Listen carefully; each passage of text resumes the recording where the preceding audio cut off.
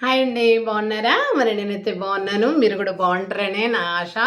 మరి అందరం బాగుండాలి. అందరం బాగుంటేనే మన సమాజం అనేటటువంటి పెద్ద విశాలమైన కుటుంబం కూడా బాగుంటుందని ఆశిద్దాం. మరి ఇదివరకైతే మనము చెప్పుకున్నాము. కానీ నాదొక చిన్న రిక్వెస్ట్ అండి. ఏమనుకోవద్దు మీరు.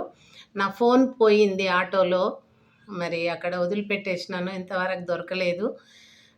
మరి దానివల్ల నేను ఈ మధ్యన ఈ 3, 4 రోజులు చేయలేదండి. మరి క్షమించాలి నన్ను. కానీ మన ఇప్పుడు ఈ మధ్యన ఒక చిన్న రిజల్ట్ వచ్చింది. మనం కొన్ని సినిమాలైనా మాకు చిన్నగున్నప్పుడు చలనచిత్రాల వల్ల లాభ, నష్టాలు అనేటివి ఉండేదండి. అయితే మేమేం చేసేది అంటే వార్తాపత్రికల గురించి, గ్రంథాలయం గురించి, చలనచిత్రాల వల్ల లాభ, నష్టాల గురించి మాకు ఒక ఎస్సే ఉండేది తెలుగులో. అంటే తెలుగు ఎగ్జామ్ తర్వాత. అవి ఏ ఎగ్జామ్ అన్నా గానీ quarterly, half yearly anyhow. So, అప్పుడు మేమేం చేసేదంటే, ఈ చలనచిత్రాల వల్ల రాసినప్పుడు చలనచిత్రాలంటే అందరూ చెడిపోతారని అనుకుంటాం. కానీ మరి ఆ రోజుల్లో అయితే చాలా మంచి పౌరాణికమైనటువంటి సినిమాలు ఉండేది. మరి కాయకష్టం చేసే పనులకు ఊళ్ళు ఎక్కువ గదండీ అప్పుడు. ఇప్పుడు ప్రతి ఊరికి అన్ని సౌకర్యాలు ఉన్నాయి. ఇంకా లేనివి చేయబోతుంది ప్రభుత్వము. చేస్తారు, చేస్తున్నారు. కానీ ఆ రోజుల్లో అయితే మరి పల్లెలో ఎక్కువగా ఉండేది ఎద్దుల బండ్లు, సైకిళ్ళు తప్ప ఏమి కనబడేది కాదండి. ఒక ఆడపిల్ల పెళ్ళయిందంటే ఒక సైకిలు, ఒక గడియారము, కొన్ని బాసండ్లు అలా ఇచ్చేది. ఎవరికి గూడా ఎక్కువగా స్కూటర్స్ కనబడేది కాదు. స్కూటర్ ఉంటే ఆ ఇంటి వాళ్ళు గొప్పోళ్ళన్నట్టు మేమనుకునేది. ఏ కార్లయితే పెళ్ళిళ్ళప్పుడే ఊరేగింపులకు అది గొప్పవాళ్ళు తీసుకునేదండి. ఆ! ఆ రకంగా ఉండింది. కానీ సినిమాలు కూడా మరి డెవలప్ కానటువంటి రోజుల్లో ఇల్లిటరేట్స్ మరి కష్టజీవులు పొలాల్లో చేసి అలసిపోయి ఉండి మరి ఊర్లలో మరి మామూలుగా ఒక ఇల్లులాగా తడకలతోటి, రేకులతోని ఇలా ఉంటాయన్నమాట సినిమా థియేటర్స్. మరి నేను చిన్నగున్నప్పుడైతే తడకలతోని గూడా ఉండింది. వాళ్ళు మేదరి వాళ్ళు అల్లుతారు గదా! పెద్ద తడకలు. వాటితోని గూడా ఉండేది. మరప్పుడు రూ. 1 టికెట్ అట్లా ఉండేది. కిందనే కూర్చునేది. మరి అలాంటి రకంగా గూడా సినిమాలైతే మరి చాలా బాగుండే. నాగేశ్వరరావు, ఎన్టీ రామారావు, కాంతారావు ఇట్లా అలాంటి అప్పటి మహా గొప్ప నాయకులు నటన మహానుభావులుండేవాళ్ళు. మరి అవి చూసి మా అమ్మ వాళ్ళు, నాన్న వాళ్ళు అందరూ గూడా పొలం పనులు చేసి, మరి మగవాళ్ళు రాళ్ళు మోసి, గడ్డపారలతో త్రవ్వి, మరి ఇలాంటి పనులు చేసి ఏం చేసేవాళ్ళు అలసిపోయి ఉంటారు. ఇంక భార్యలు గూడా వాళ్ళ వంట చేసుకొని తీసుకెళ్ళడం పొలాలలో, వాళ్ళు తిన్న తర్వాత మళ్ళీ అన్ని పనులు చేయడం, పొలం పనులు, ఇంటికొచ్చి మళ్ళీ వంట పనులు చేయడం ఇలాంటివి చేసేది. అయితే మాకెప్పుడు చెప్పేదంటే వారానికొక సినిమా కొత్తదొచ్చేదప్పుడు. వారానికో, 15 రోజులకో అలా వచ్చేది. అలాంటి 'శ్రీకృష్ణ విజయము', 'శ్రీకృష్ణార్జున యుద్ధము' లేకపోతే 'శ్రీకృష్ణ ఆంజనేయ యుద్ధము' ఇలాంటివి వచ్చేటివి. అప్పుడు మా అమ్మ వాళ్ళేం జేసేది, "మీరు వంట జేసి పెడితే నేను తీసుకుపోతాం సినిమాకు" అనేవాళ్ళు. ఆ సినిమా అంటే అప్పుడు బంగారం. ఎందుకంటే అట్లాంటివి ఇంకెప్పుడు అప్పుడు సెల్స్ లేవు, సినిమాలు తెలవదు, ఏమీ తెలియని అజ్ఞానం అప్పుడు. కాబట్టి ఆ సినిమాలక్కడ ఉన్నాయి అనంటే తీసుకుపోతారు అనంటే మా అమ్మ వాళ్ళు చెప్తే అన్నీ ఇంక అంట్లు తోమి, ఊడ్చి, చెత్త బారేసి మరి చేదే బావి దగ్గర నీళ్ళు ఊరు వెనకాల బావి ఉంటదండి. అక్కడ పోయి చేంతాడు తీసుకుపోయి మరి ఆ యొక్క నీళ్ళు చేదుకొని బొక్కెనతోనే అలా తెచ్చి ఇంట్లో నీళ్ళు గాని అన్ని పనులు చేసి మళ్ళా ఇంట్లో ఏముంటే అది అన్నం, బియ్యం ఉంటే అన్నం వండడము, కూరగాయలేమన్నా ఉంటే వండడము. అమ్మ చెప్పి పోతది ముందే. అవన్నీ చేసి పెట్టేది.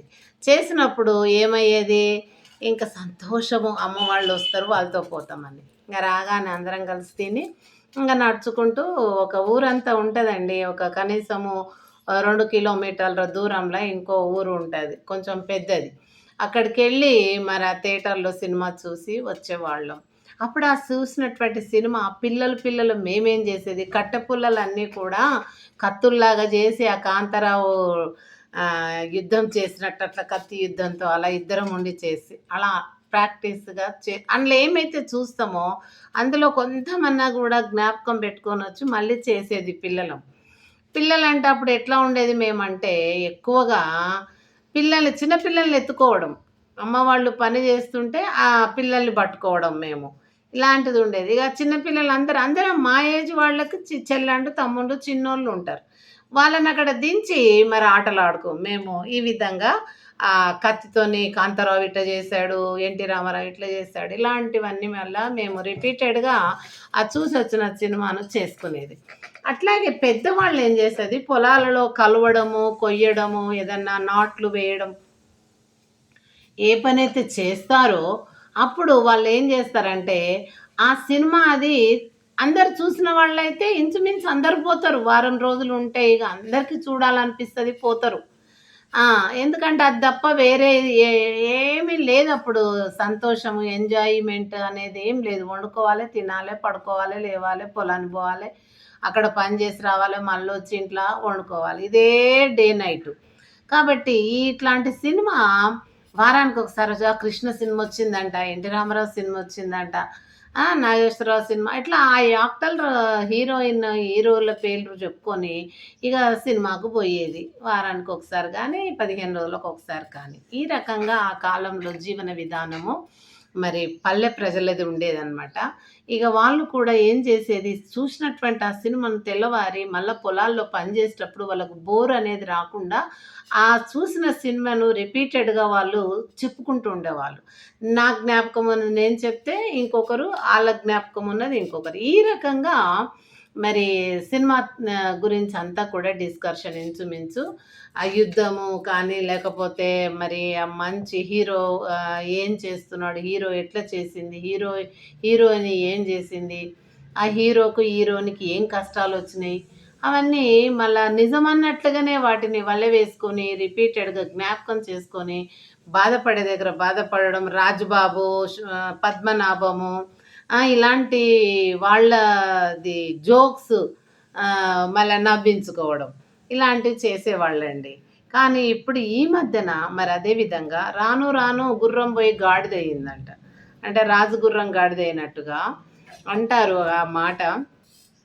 అట్లా ఇప్పుడేమైంది సినిమాలన్నీ కూడా అప్పుడేమో అర్థం చేసుకోవాలి. ఒక పాటలోంది మీనింగ్ అంటే చాలా టైం పట్టేది. మనకు ఆ పదాల అర్థం గూడా అప్పుడు చదువుకున్న వాళ్ళు తక్కువ కాబట్టి అంత తెలియదు.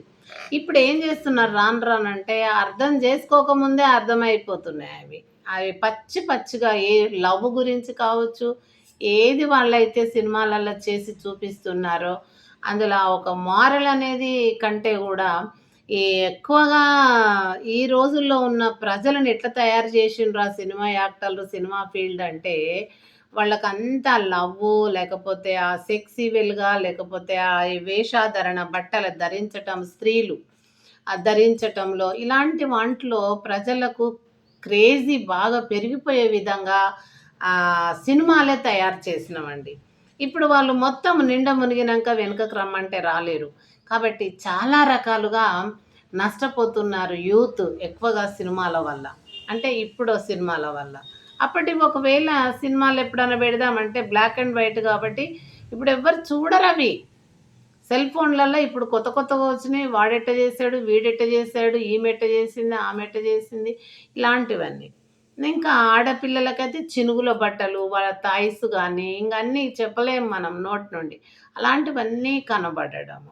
అది వచ్చినటువంటి ఏమి ఇంకిత జ్ఞానము లేని వాళ్ళు, సరిగ్గా చదవని వాళ్ళు, తొందరగా దానికి యూత్ అనేది చదవని కుటుంబాల నుండి వచ్చిన చదవని పిల్లల యూత్ ఏం చేస్తారంటే తొందరగా అట్రాక్ట్ అయిపోయి చిన్న చిన్న ఏజీలనే బయటకొచ్చిన తర్వాత వేరే వేరే బస్తీలలోకెళ్ళి కావచ్చు, వాళ్ళ బస్తీలో కావచ్చు, బంధువులలో కావచ్చు, ఒక ఏజ్ టీనేజ్ రాగానే ఒక 18 ఇయర్స్ అట్లా రాగానే ఇంకొక ఆడపిల్ల మీద మోజు పెరగడము. అంటే సెక్సివెల్‌గా ప్రేమ, లవ్ అనేది. అట్లనే ఆడపిల్లకు గూడా ఆ రకంగానే మరి బాయ్స్ మీద అలాంటిది పెరగడం.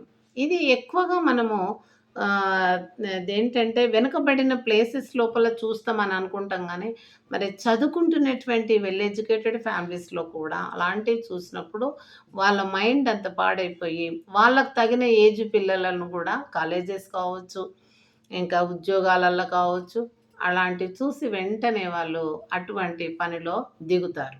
కాబట్టి ఇవి ఇప్పుడున్న సినిమాల లోపల మరి న్యాయం కంటే, మరి నిజం కంటే, సత్యం కంటే, మంచి అనే దానికంటే చెడే ఎక్కువ ఉందని నేను చెప్తున్నా. మీరు నన్ను ఏమన్నా అనుకోండి, మీరు కూడా పరిశీలన చేసి చూడండి. ప్రతి ఇంట్లో ఆడ మగ ఉంటుంది. ఆ సినిమాల వల్ల మగవాళ్ళు పాడైపోతున్నారు యూత్. ఆ సినిమాల వల్ల ఆడవాళ్ళు కూడా యూత్ పాడైపోతున్నారు. ఆ రోజుల్లో ఉన్నట్టుంటే మరి మాకు అలాంటివి ఏం తెలవదు. లంగా ఓణి వేసుకునేది. మరి ఎక్కడ ఇంత చినిగిన భుజం పైన ఎక్కడో గింత చినుగుతే కూడా వెంబడే అమ్మవాళ్ళు, పెద్దవాళ్ళు తిట్టేది. అప్పుడు సూది దారంతో కుట్టుకునేది. మిషన్స్ కూడా అప్పుడు ఇళ్లల్లో అందరికి ఉండేది కాదు.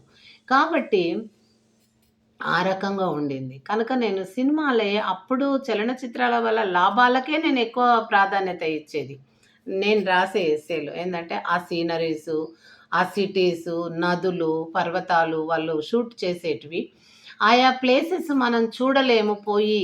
కాబట్టి దీని ద్వారానన్నా మనం చూస్తున్నాము అన్న జ్ఞానంతోటి నేను ఎక్కువగా నష్టాల కంటే లాభమే ఉంటదని చెప్పేది. అంటే నష్టం ఎక్కువున్నా కూడా దాన్ని మనం పట్టించుకోము. మంచిని నేర్చుకోనీకే పోతాం సినిమాకి కాబట్టి, మంచిని తెచ్చుకొని దాన్ని మన నిత్య జీవితంలో ఆచరించాలన్నదే నా ఉద్దేశం కనుక నేను ఆ రకంగా మరి ఆ చూడని ప్రదేశాలు, మరి ఆకాశం కావచ్చు, భూమి మీద ఉన్నటువంటి మరి మంచి ఫారెస్టులు కావచ్చు, లేకుంటే నందనవనాలు కావచ్చు, లేకపోతే ఏంటి నదులు కావచ్చు, పర్వతాలు కావచ్చు, సముద్రాలు కావచ్చు, పడవలు, బోట్లు ఏవైనా కావచ్చు. మనం చూడనివి అక్కడ చూస్తున్నాం కాబట్టి మనకు ఆ యొక్క శక్తి లేకపోయినా అవి సినిమాల ద్వారా మనం చూసి ఆనందపడి తృప్తి పొందుతున్నాం కాబట్టి మరి ఈ యొక్క చలనచిత్రం అనేది మరి చెడు కంటే చెడును ఓడించి మంచి గెలుస్తుంది అనేది నేను రాస్తుంటే కంక్లూజన్‌లో.